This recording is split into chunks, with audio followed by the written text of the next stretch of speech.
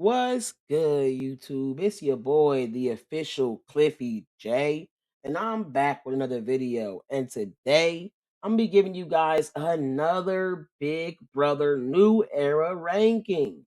I'm gonna be ranking every final juror of the New Era as I'm doing my rewatch of a number of seasons in preparation for my official season ranking of BBUS. I got a few videos to keep the audience entertained, and I'm just gonna fully dive into Big Brother and essentially be that Big Brother consistent Cliffy J in the building that you guys have been looking for. And I'm here with my juror ranking, final juror ranking of the New Era. So I got 5 final jurors to rank. That's from seasons 23 to 27. Same as my runner-up ranking. I'm going based off their agency in the game, social ability, physical ability, and we're saying on paper and their performance, not their overall ability going into another season or a number of different seasons, or just their game ability when I'm ranking them as a player. I'm ranking their actual game that they played on this season in comparison to other people's games that they played on their season and which ones are the most impressive to me.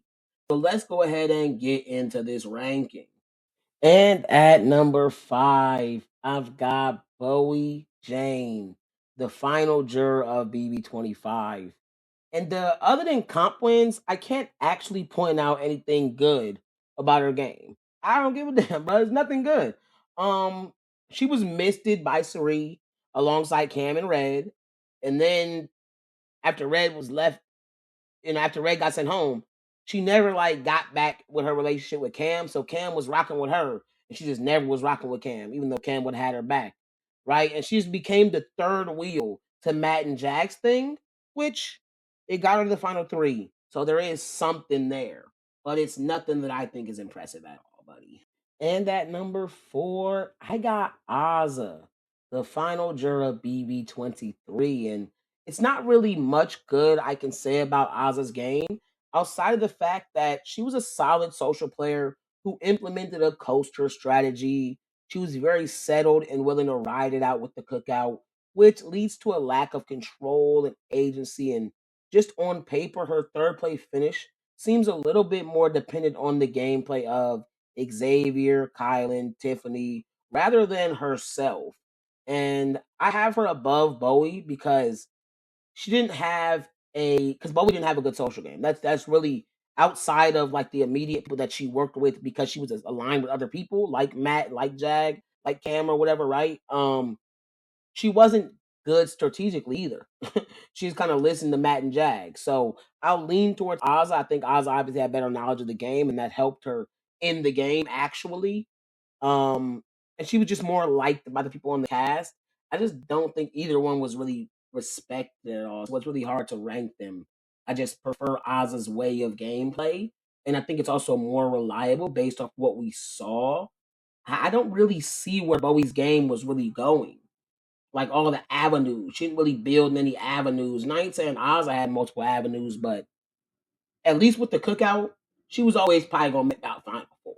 She was always gonna make about Final Four, and she was okay with riding that out. So I'll just lean towards Ozza, but I mean they're really interchangeable. And at number 3, I got Turner, the final juror of Big Brother 24. And if Turner was more integral to his own decision making, I'd honestly have him higher. Every trigger he pulled was because somebody else put the battery in his back or literally put his finger on the trigger and like put the gun in his hand, like, go, do it now. You know what I'm saying? Like, especially like the Michael move. Like, uh apart from trying to bring the pound back together, post Joseph's eviction, can't really think anything that Turner did actively that was smart, like that was good strategically. The Amir move was because of like Joe, Kyle, and Monty. Kyle got him to turn on Joe. Kyle got him to turn on Michael. Kyle got him to turn on Monty. Monty got him to turn on Michael. Monty got him to turn on Alyssa. But he was usually well isolated and he won a few key comps and he acquired a really solid resume. So I gotta have him here at number 3. And at number 2, I got Cam. Though Cam didn't do as much as Turner, I argue he had a really weak male cast to work with, and he genuinely did work well with the women on a season where they were rather female bias in the way that they built alliances and who they was rocking with. Like, yes, there was some couple guys deep in the game, but we seen what it was. Like, they were definitely more of a feminist cast than we've had in a couple of these other seasons. He ended up with good relationships with most of the women, though. He was Chelsea's right hand man, essentially co-dominating the game alongside her, especially with the fact that we don't get to have all their conversations. We don't know how much his strategy played a part in why they played the game the way they did. We just know it did at least play some part. He also won a key veto to remove himself from the block, which led to the Tucker eviction. He also expressed amounts of agency with the fact that him and Quinn pushed Chelsea and MJ to vote out Chemo over Joe, even though they both wanted to vote Joe out. But Chemo was able to work his magic at the last second. And also, Cam and MJ are what pushed Chelsea to slime out T Core. So it's certainly a lot of little things that you can give him credit for throughout the game, or at least give him some credit for. And overall, like, he was always well insulated with Chelsea, with whatever Chelsea had going on. And when him and Chelsea were able to get into good positions, it wasn't just her, just running the storm over everything. Like, he for sure was throwing his little 2 cents. He definitely had much more agency than someone like MJ. Just MJ had comp wins. Like, her opinion didn't really matter to them like that.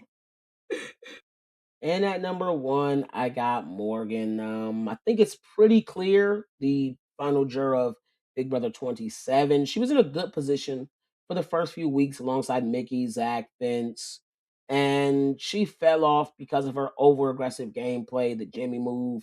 But, excuse me, after Ashley put the judges together, I'll give Ashley most of the credit for that, obviously.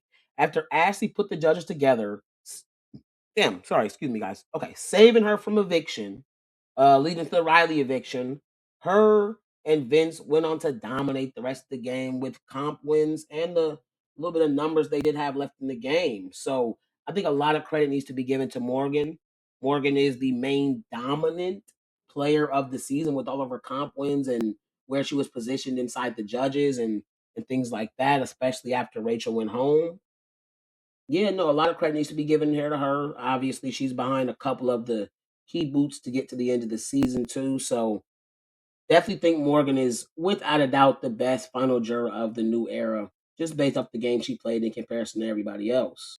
And that is the end of today's video, guys. Make sure you like, comment, and subscribe.